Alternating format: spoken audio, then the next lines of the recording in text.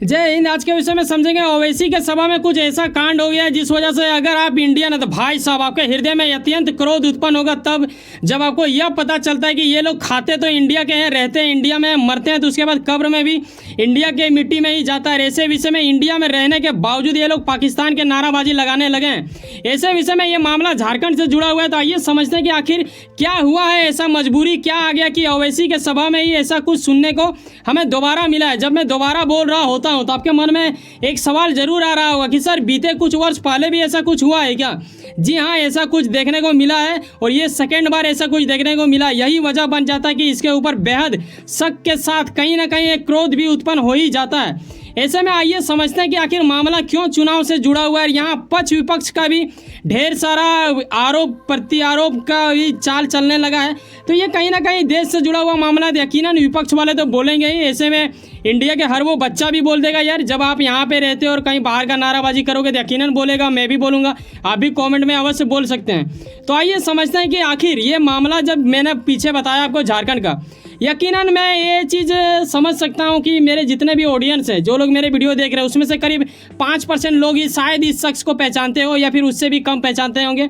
दरअसल ये झारखंड के सीएम है, इनका नाम हेमंत सोरेन है। इन्हीं के इलाके में चुनाव प्रचार हो रहा है। ऐसे विषय में क्या होता है, मैंने इसको इसलिए बोला कि कम लोग पहचानते हैं क्योंकि झारखंड सरकार की ओर से ऐसा कुछ नहीं किया गया है जिसकी वजह से इन्हें पूरा देश के लेवल में जाना जाए। जैसे आप जानते हो योगी भी एक राज्य का ही सीएम है, लेकिन उसे आज देश के क्या विदेशों में भी जाना चाहता है। ऐसे में झारखंड के बारे में थोड़ा बहुत कम लोग जानते हैं, लेकिन वो चलिए अलग बात होता है। हम आते हैं पॉइंट पे।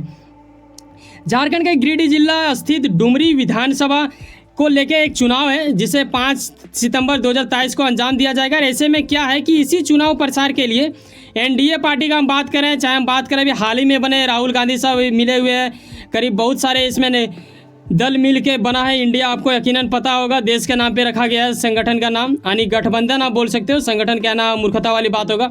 ऐसे में ओवैसी का भी पार्टी था और ओवैसी आए थे यहाँ पे प्रोत्साहन देने के लिए जो उनके प्रति चुनाव लड़े थे। लेकिन ये मुद्दा इतना गर्म हो चुका है, कैसे इंडिया से लेकर पाकिस्तान का मामला इससे जुड़ चुका है। आइए इन सभी विषयों के ऊपर चर्चा करेंगे। क्या लगता है कि ओवैसी जी जीत पाएंगे, ये भी आप बोल सकते हो, क्योंकि यहाँ इंडिया आ चुका है, यहाँ आ चुका है एनडीए आ चुका है। ये दो जो बड़ा टीम माना जाएगा। ऐसे में भिड़ना थोड़ा मूर्खता वाली बात तो नहीं कहेंगे, लेकिन एक जिद एक प्रयास अच्छी बात है, लड़ना चाहिए। मैं भी बोलता हूँ कि हर किसी को लड़ना चाहिए, अपने हक के लिए लड़िए। लेकिन जब आपके यहाँ पे पाकिस्तान का नाराबाजी लगता है तो भाई साहब ये एकदम वाहियात वाला बात हो जाता है। हृदय से सिर्फ गाली ही निकलता है ऐसे विषय में, लेकिन संयम इसलिए रखना पड़ता है क्योंकि वीडियो है तो बोल नहीं सकते हैं। सवाल जवाब वाली बात तो ये बाद में होगा, लेकिन पहले ये समझ लीजिए ये आए थे अपने लोगों को प्रमोट करने के लिए झारखंड, और झारखंड में ये जैसे ही आते हैं इसके ओर से भाषणबाजी किया जाता है। कहाँ किया जाता है ये जगह भी आप जान लो।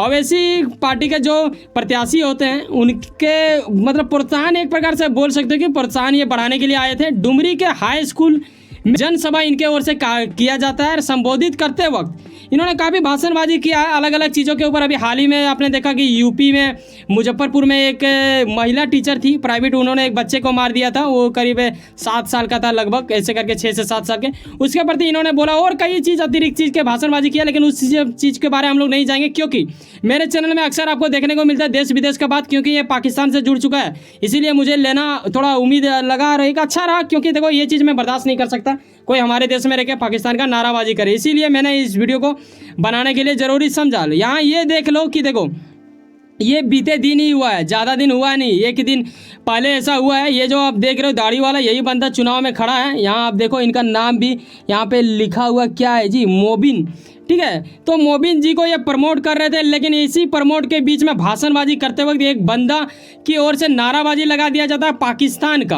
अब पाकिस्तान जिंदाबाद का नाराबाजी वहाँ गूंजने लगता है। हालांकि ओवैसी जी की ओर से माइक से बोला गया कि भाई साहब ऐसा ना करें, उसे डांटा गया। लेकिन ऐसा क्यों होता है कि इन्हीं के भाषणबाजी के दरमियान ऐसा हमें सुनने को मिलता है? ये एक शक को जताता है। यहीं बीजेपी की ओर से बोला गया कि सख्त से सख्त कार्रवाई की जाए, और आगे क्या इसके ऊपर एफआईआर हो चुका है या फिर क्या हुआ, इनके बारे में हम लोग चर्चा करेंगे। दरअसल जब आप यहाँ पे ये देखते हो कि डुमरी उपचुनाव लेके, डुमरी एक बहुत ही छोटा जगह है, कोई बड़ी जगह नहीं बोलेंगे हम इसे, क्योंकि मैं अगर इसके बारे जितना बोलूँ, झारखंड को ही आप देखो ना यार, झारखंड के किस नेता को आप जानते हो? अगर जानते हो तो कमेंट में हमें बताना, तो आप समझ सकते हो कितना ही गुमनाम जगह है। ऐसे विषय में गुमनाम जगह में ऐसा कुछ कांड कर रहा है, ये बिल्कुल छुपा देने वाली बात होता है, जल्दी से लोगों को पता ही नहीं चलता है। लेकिन ये मुद्दा बहुत ही तेज़ी से वायरल हो रहा है, तो कहीं ना कहीं इस बार तो ऐसा कुछ होगा, ठीक है, जब कुछ बड़ा कुछ देखने को मिलेगा। ऐसे में FIR तो कर ही दिया गया है, जो उसमें खड़ा हुए थे उसमें, और अतिरिक्त और कई लोगों का नाम दिया गया है।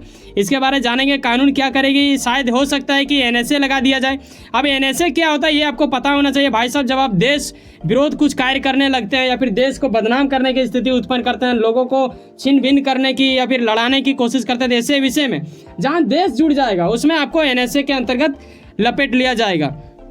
तो यहाँ अधिनियम भी आप देख सकते हो, यहाँ मैंने लगा दिया है कट, जहाँ आप देखते हो कि ऐसा कुछ लगा दिया गया है। यहाँ पे देखो, भारतीय दंड संहिता और लोक प्रतिनिधित्व अधिनियम के तहत इस पे लगाया गया है, और ये धाराएं लग जाएंगी इसके ऊपर। अगर अभी कुछ वैसा नाम ज़्यादातर तो नहीं दिया गया है, लेकिन हाँ अज्ञात नाम बताया गया है, साथ में जो खड़ा हुए हैं उनका भी नाम दिया गया है।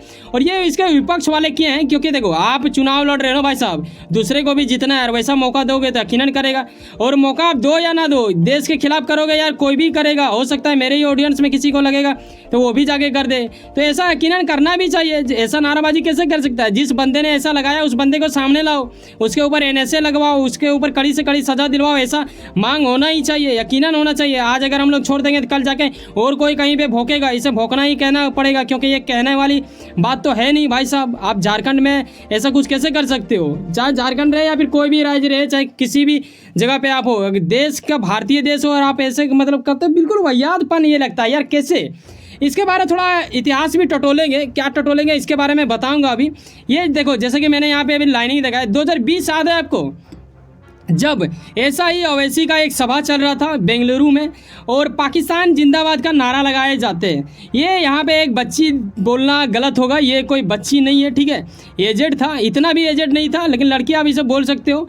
ये आई वहाँ पे, और इस बार तो झारखंड में जो हुआ वो तो इसके नीचे जो लोग दर्शक थे वो लोग की ओर से नाराबाजी आया, ये डायरेक्ट इसके पास चला गया था। इनके यहाँ से ये माइक लेती है, फिर वहाँ पे पाकिस्तान जिंदाबाद का नारा लगाता है, फिर ओवैसी जी इसको धमकाने लगते हैं, पकड़ते हैं, फिर पुलिस इसको पकड़ लेती है। लेकिन एक कहावत है, चोर के साथ रहोगे चोरी कहलाओगे ना, तो कहीं ना कहीं ओवैसी जी के लिए ये बड़ा ही मूर्खता वाली बात हो जाता है। अगर ओवैसी जी का इस पे हाथ नहीं है, लेकिन कभी देखो ये नहीं बोल सकते हो कि आप इन्हीं का मतलब ये प्लान होगा, ऐसा किया होगा, लेकिन देखो कहीं ना कहीं आप ही के यहाँ पे हो रहा है, तो एक लग जाता है, एक शक का दायरे में आप घिर जाते थे। इस चीज़ से आप बचें जितना ज़्यादा हो सके, और साथ में ये सुनिश्चित करें कि मैं जिस जगह पे जा रहा हूँ, जहाँ भाषणबाजी कर रहा हूँ, कहीं वैसा तो नहीं लोग हैं यहाँ पे, क्योंकि आप ही के इलाके में जब आएगा, आपके घर से अगर कोई चोरी चीज़ वाला चीज़ हम ढूंढ रहे हैं और आपके घर से निकलता है, तो यकीनन आप पे ही शक जाएगा।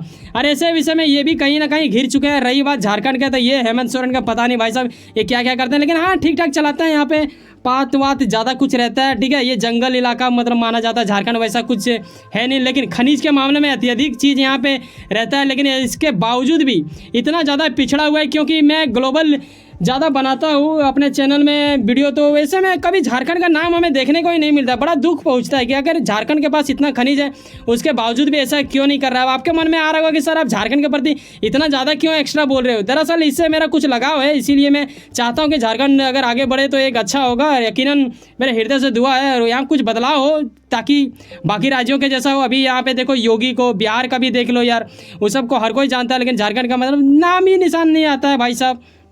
वैसे सुनो ना कहीं कुछ ना कुछ काम करते होंगे, यकीनन अपने काम के प्रति काफ़ी ज़्यादा उम्मीद रखते होंगे, यकीनन आपका मेहनत आपका मंजिल बनकर मिले। वैसे सुनो ना, सब्सक्राइब कर low power of chance, sir जुड़े रहो मुझसे।